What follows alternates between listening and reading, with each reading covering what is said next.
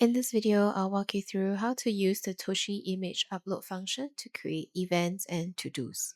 So let's say you have an event that you're attending and you want to add all these details into your Toshi calendar. So first, screenshot all the relevant details. Make sure you capture the name of the event, date, time, venue, as well as any relevant information that you want included in your calendar. Then simply go to the top right hand corner, click create, and you go to event, and over at the top you'll see this light green box and where it says let Toshi fill in the details for you.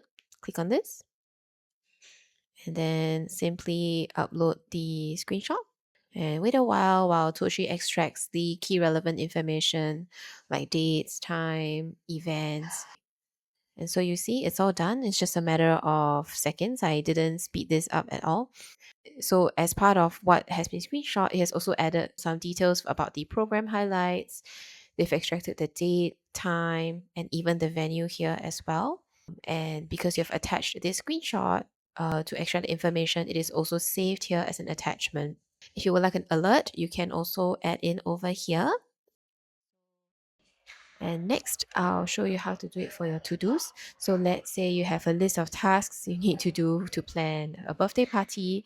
Simply screenshot and of course go back to Toshi web app, click create and click to do. And you upload that screenshot under the to-dos. Toshi will be able to extract that these are the 4 separate tasks that you need to do. And of course, you need to then select the appropriate calendar to save these tasks under. You can check or uncheck any tasks that you would like to be saved. So if you toggle the arrow on the right side, it also shows you more details or that will be added to that particular to-do. At the blue button on the right side, you also see that there's a word to do there. If it is actually an event instead of a task, you can also just click it to toggle to event.